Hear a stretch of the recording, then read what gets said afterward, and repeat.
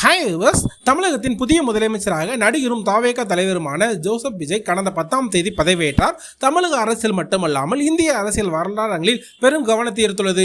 சினிமாவில் உச்ச நட்சத்திரமாக இருப்பவர் நேரடியாக அரசியலுக்குள் வந்து முதலமைச்சர் பதவியை ஏற்றுக்கொள்ள இந்த மாற்றம் அரசியல் வரலாற்றில் முக்கியமான தருணமாக பார்க்கப்படுகிறது.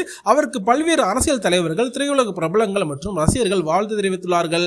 பதவியேற்ற மறுநாளே அரசியல் நாகரிகத்தை முன்னிறுத்தும் வகையில் விஜய் பல முக்கிய தலைவர்களை நேரில் சந்தித்தார். முன்னாள் முதலமைச்சரும் திமுக தலைவருமான மு.க. ஸ்டாலினை சந்தித்து வாழ்த்து பெற்றார். தொடர்ந்து வைகோ மற்றும் சீமான் ஆகியோரை சந்தித்தார்.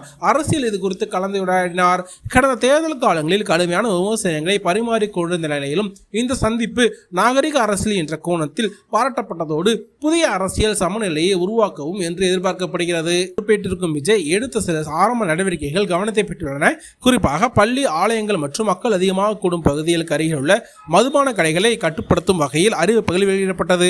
பொதுமக்களுக்கு பெரும் வரவேற்பை பெற்றுள்ள பெண்கள் மற்றும் மாணவியரின் பாதுகாப்பு கருத்தில் கொண்டு எடுக்கப்பட்ட இந்த முடிவு சமூக நலனை முன்னிலைப்படுத்துவதாக பார்க்கப்படுகிறது. இதற்காக நடிகர் விஷாலுடன் பலர் வெளிப்படையாக பாராட்டுகளை தெரிவித்தார்கள்.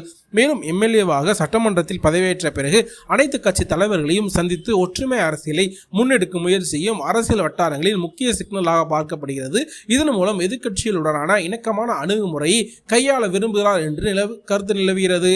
இந்த சூழ்நிலையில் தமிழக சினிமாவில் மற்றொரு மிகப்பெரிய நட்சத்திரமான ரஜினியை விஜய் சந்திப்பாரா என்ற கேள்வி ரசிகர்கள் மத்தியிலே பெரிதாக பேசப்பட்டது.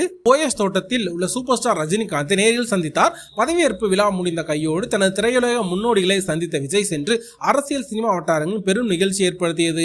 இந்த சந்திப்பின் போது ரஜினிகாந்த் விஜய்க்கு பொன்னாடை போர்த்தி மக்களின் நம்பிக்கையை பெற்றிருக்கிறீர்கள், சிறப்பாக செயல்படுங்கள் என வாழ்த்தியதாக கூறப்படுகிறது. சுமார் 1 மணி நேரம் நீடித்த இந்த சந்திப்பு ஒரு மரியாதை நிமித்தமான சந்திப்பு என தெரிவிக்கப்பட்டாலும் இது தமிழக அரசியலில் ஒரு புதிய சதாப்தத்தை தொடக்கமாக பார்க்கப்படுகிறது.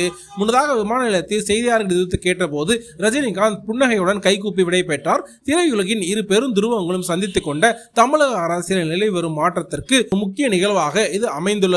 சந்திப்பு முடிந்து இருவரும் ஒன்றாக வெளியே வந்து ரசிகர்களை பார்த்து கையசைத்த போது அங்கிருந்து உணர்ச்சி பெருக்க விவரிக்க முடியாத அளவுக்கு இருந்தது.